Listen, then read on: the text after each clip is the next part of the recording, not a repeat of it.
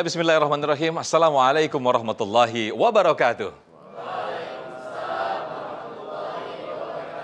Ya, alhamdulillah hamdan syakirin hamdan na'imin hamdan yuafi wa yukafi mazidah. Allahumma sholli ala sayyidina Muhammad wa ala ali sayyidina Muhammad.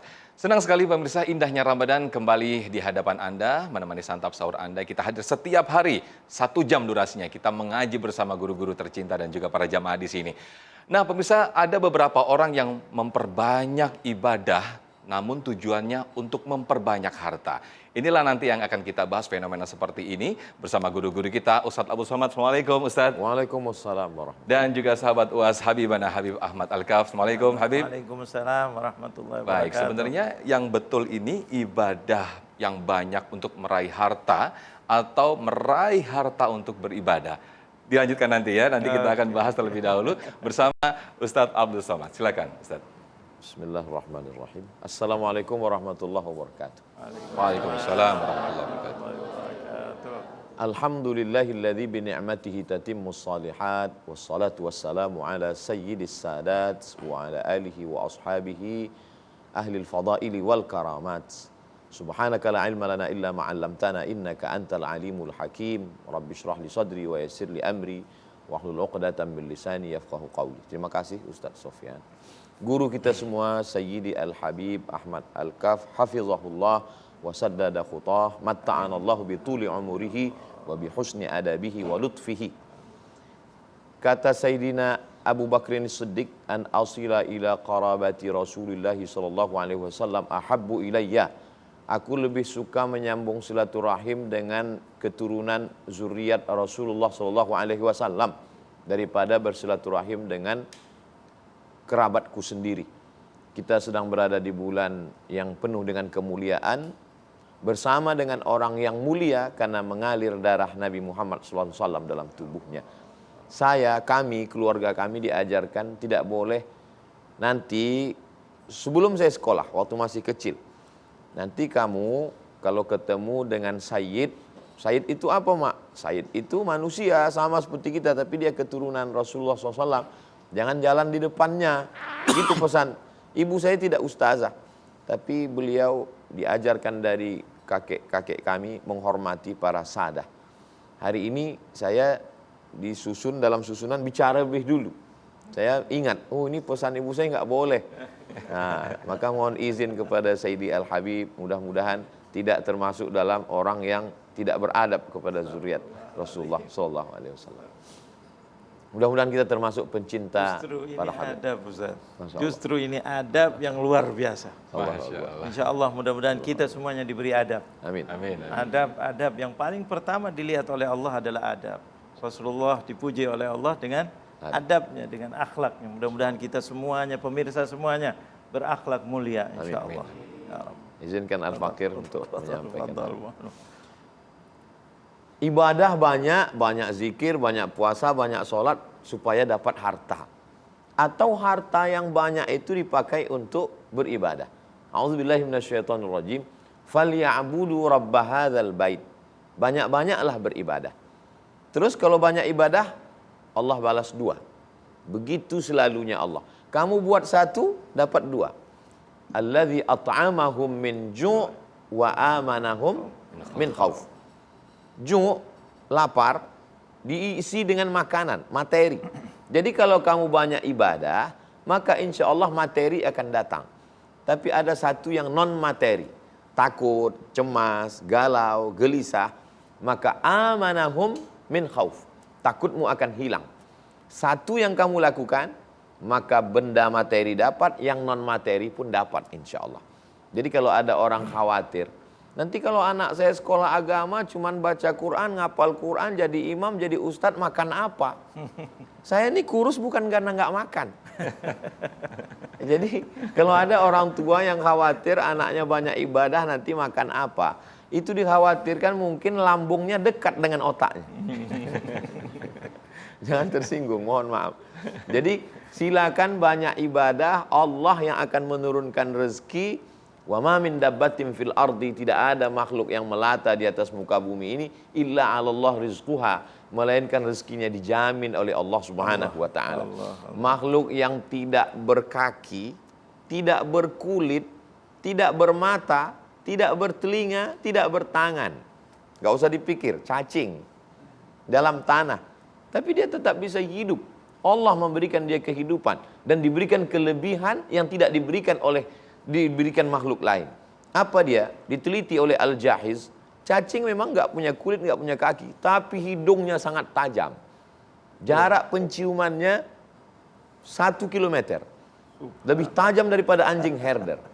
Kalau memang cacing itu lebih tajam hidungnya, kenapa nggak dipakai polisi untuk pakai narkoba? Karena dia nggak punya kaki. Nggak bisa ngejar pengedar narkoba. Tapi Allah berikan kelebihan. Maka orang yang suka menyiksa cacing, hati-hati saat jenazahmu sudah sebulan, ini brownies sudah siap kan? Brownies. Yang mancing jangan khawatir, tetap mancing. Jadi kalau ada orang mengatakan Islam itu agama yang menganjurkan kita untuk susah, tinggalkan harta. Dulu bapak kan bisnismen, iya. Sekarang setelah tobat, setelah hijrah kok, saya udah tinggalkan dunia ini Pak Ustadz. Ruku-ruku saya tinggalkan semua. Saya mau di masjid aja nunggu malaikat maut datang. Ini bukan ajaran Islam. Bagaimana kita diajarkan selesai sholat, idza qudiyatis shalah, kalau selesai sholat, fantashiru fil ard, bertebaranlah di atas muka bumi, wabtaghu min fadlillah, carilah karunia Allah Subhanahu wa taala. Nabi sampai di kota Al-Madinah Al-Munawwarah, bukannya menghilangkan pasar, malah membuat satu pasar untuk menandingi pasar ribanya orang Yahudi, Bani Nadir, Bani Quraizah, Bani Qainuqa, Khaybar. Maka ada pasar Islam yang besar mengalahkan pasar Yahudi.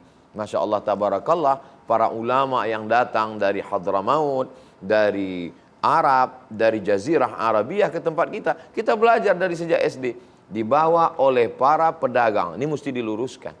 Dibawa oleh para ulama, tapi juga berdagang. Karena kalau dibawa oleh para pedagang seakan-akan nenek moyang kita jahil, nggak ngerti agama. Mereka mengerti agama tapi juga mereka bisnismen. Li'ila fi Quraisy, perjalanan orang-orang Quraisy, ila fihim rihlatash syita was-shaif. Syita musim dingin mereka turun ke Yaman, was-shaif musim panas mereka pergi ke negeri Syam. Jadi perdagangan orang Quraisy itu kalau kita hitung sekarang, Yaman, Saudi Arabia, negeri Syam 4 negara, Suriah, Lebanon, Palestina, Yordania. Mereka berdagang di 6 negara. Mereka ini pedagang ekspor impor. Jadi jangan bayangkan Nabi itu jual duku antar kecamatan. Nabi bisnismen, pedagang 6 negara. Makanya jangan heran ketika beliau menikah dengan Khadijah, maharnya isruna bakarah, 20 ekor onta ditambah beberapa auqiyah. 20 ekor onta itu kalau satu onta kali 50 juta kali 20 ekor 1 miliar, ditambah beberapa auqiyah menjadi 2 miliar. Mudah-mudahan ini tidak didengar calon mertua adik-adik sekalian. Kan ini merusak harga mahar. Jadi jangan bayangkan Nabi itu miskin, susah, melarat. Nabi itu kaya tapi hidupnya bersahaja. Dia tidak miskin fakir.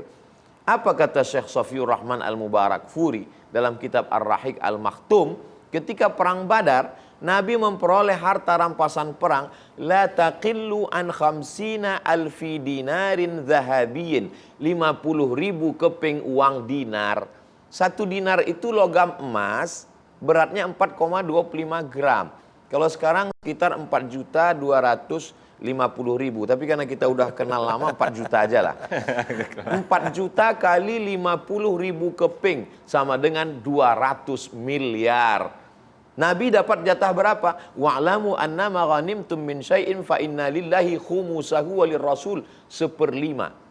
Khumus, 1/5 jatah Nabi SAW. Tapi dia hidup bersahaja. Jadi kalau ada hari ini orang Islam mengatakan meninggalkan harta, berarti nanti bisnis ini diambil oleh orang yang tidak Islam. Maka umat Islam dilemahkan. Kata Sayyidina Ali karramallahu wajhah, kada al-faqru ayyakuna kufran. Hampir saja kefakiran itu membuat orang menjadi kafir. Fakir jadi kafir. Siapa yang menjual agamanya dengan mie instan, baju bekas? Itu orang-orang yang tidak punya harta. Saya yakin dan percaya adik-adik nanti akan menjadi orang-orang yang kaya, bisnismen, penguasa, menolong agama ini insya Allah. Demikian, Baik, Ustaz. terima kasih Was yang telah memberikan pemaparan dan juga kisah yang sangat luar biasa sekali. Betapa Nabi besar Muhammad SAW seorang bisnismen, seorang pedagang, ulama-ulama terdahulu juga. Selain berdakwah, mereka juga berdagang. Sehingga harta yang dikumpulkan untuk ibadah, untuk dakwah. Masih dengan tema besar kita yang menarik, yaitu memperbanyak harta untuk ibadah atau memperbanyak ibadah untuk harta. Sesaat lagi nanti akan dilanjutkan bersama Habib Ahmad. Fadhal, kita sahur lagi Habib, Ustaz, silakan. Ya, terima kasih. Jadi ketika kita, sarana yang paling enak itu adalah dakwah dengan apa? Dengan harta. Kita dapat kemuliaan di dunia, dipuji orang, tapi bukan tujuannya untuk dipuji.